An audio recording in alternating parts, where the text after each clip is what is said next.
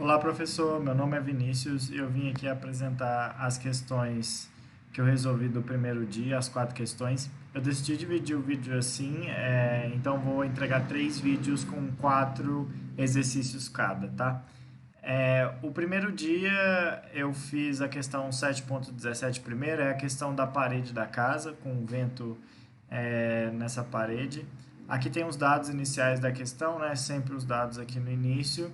A gente usa uma temperatura média, né? O método usado aí para essa solução, a temperatura média para o filme.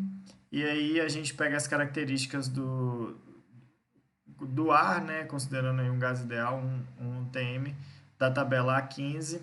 E aí a gente, nesse caso aqui, tem que fazer a interpolação, né? Porque a gente tem um dado de 8,5 graus Celsius. Fazendo interpolação, acha esses valores. E aí a gente já vai para o cálculo do número de Reynolds, né? Que é o início aí de todos os cálculos que a gente faz. É, E aí a gente começa com essa dimensão, né? Usando a dimensão de 10 metros, que é a dimensão paralela ao fluxo. E aí a gente tem, fazendo essa multiplicação, a gente acha o valor de 8,28 vezes 10 a 6, né? Como o valor de Reynolds é maior que o crítico, que é 5,10 a quinta, a gente usa um fluxo combinado, né? Que significa que vai ter inicialmente um fluxo laminar e depois ele vai se tornar turbulento por conta do número de Reynolds. E a gente usa essa fórmula para o número de Nusselt, né?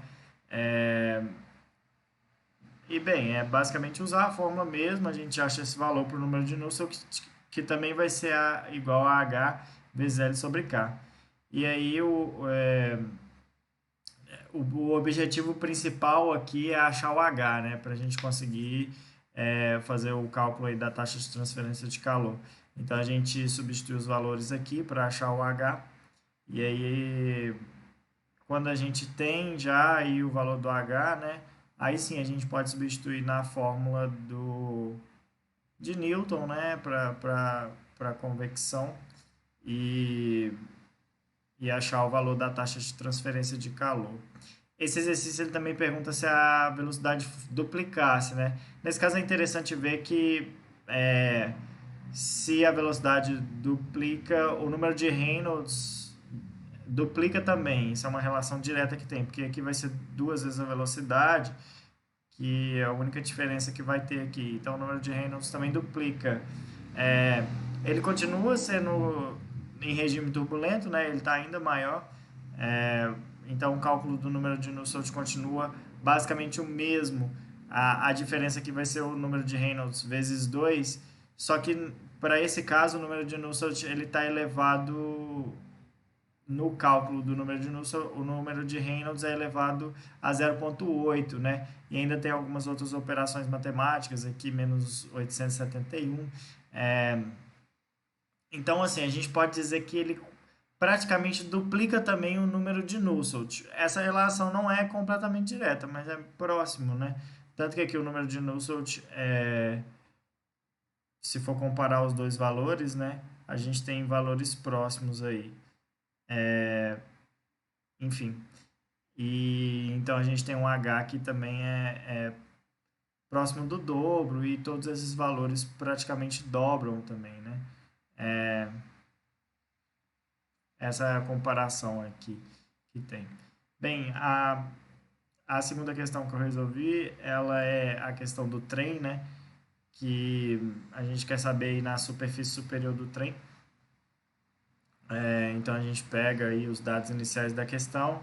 É, nesse caso, a sacada é igualar a taxa de condução com a de radiação, né? É, todo o calor que é radiado, ele vai ser depois conduzido ali, né?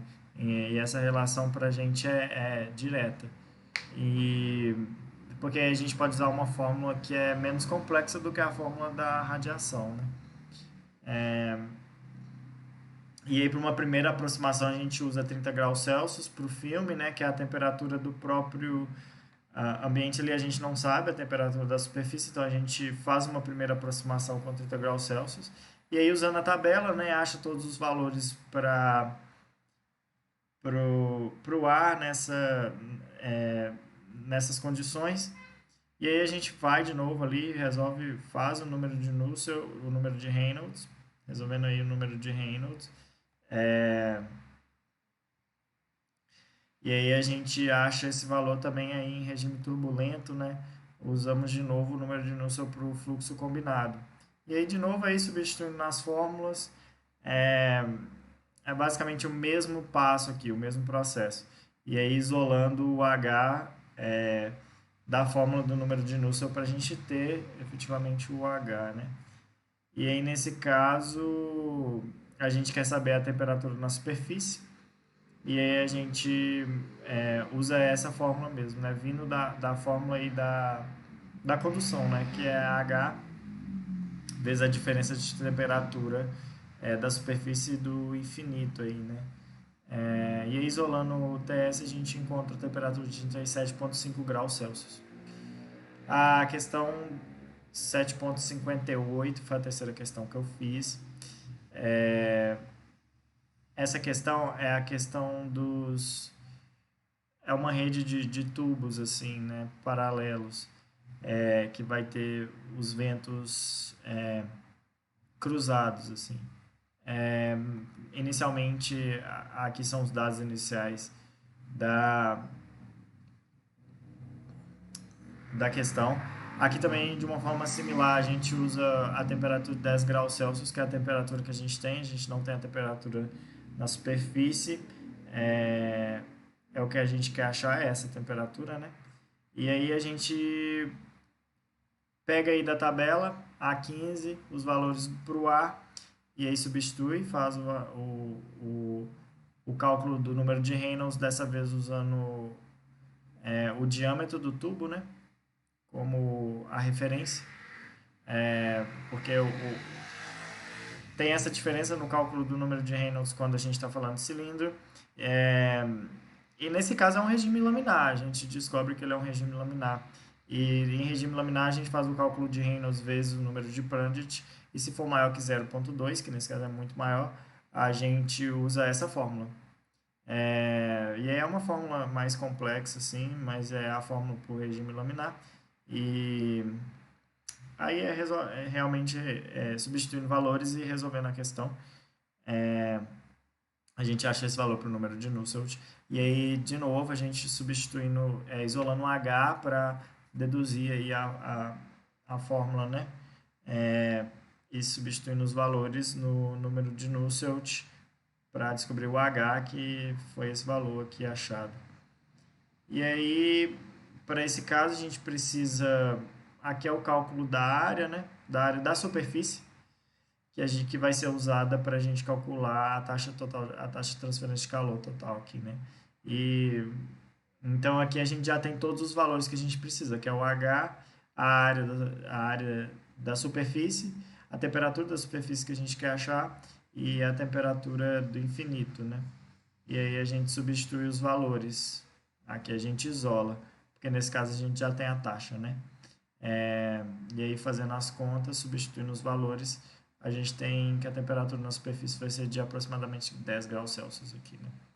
E aí a última questão é a questão resolvida pelo grupo, né? Na verdade, foi a questão que eu já apresentei, mas ela aqui de novo, eu tenho algumas ressalvas para fazer que depois de resolver outras questões eu acabei percebendo.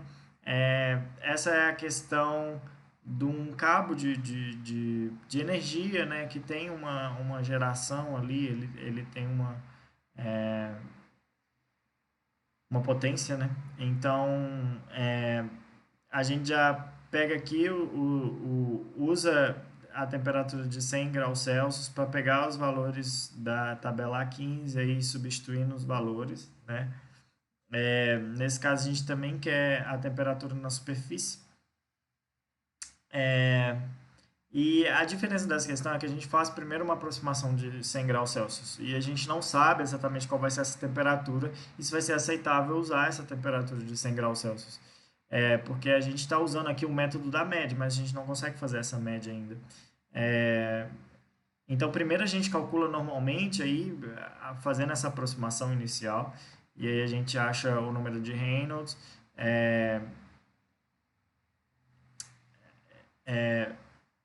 sendo que o Reynolds crítico para cilindro é 2,2 vezes 10 a quinta, a gente está aí num regime laminar e a gente faz a mesma multiplicação, né, de Reynolds por Prandtl é maior que 0,2. E aí, nesse caso aqui, a gente usa a tabela 7.1 para pegar os valores para o escoamento cruzado, né? E substituindo esses valores aí para a gente achar o número de Nusselt. E aí também isolando o H da fórmula do número de Nusselt para achar o valor desse H. E aí, pela lei de resfriamento de Newton, a gente substitui, né? Essa solução é muito parecida. A questão é, essa questão ela pode ser solucionada da mesma forma que foi feita aqui, né? Em vez de usar essa tabela, a gente pode usar a equação direta também. A gente pode usar essa equação. São formas diferentes de resolver. E nesse caso aqui a gente acha inicialmente aí substituindo os valores, né, isolando a temperatura na superfície, a gente vai achar esse valor aí de 385 graus Celsius, que é um valor muito longe do valor encontrado anteriormente. Então a gente faz uma verificação, né? A gente faz de novo a questão, a gente basicamente resolve de novo a questão usando uma temperatura média aí, entre os valores que encontramos anteriormente e os valores e o valor da temperatura no infinito, né? E essa média aí a gente refaz a análise para os valores com filme igual a 207 graus Celsius. E aí a gente faz a mesma coisa, o número de Reynolds, o número de Nusselt também aqui para esse mesmo regime. E aí a gente acha aí, né, um valor, fazendo o mesmo processo, a gente acha um valor da temperatura na superfície, um valor próximo, né, de 383,85 graus Celsius. Então essas foram as questões que eu resolvi aí para o primeiro dia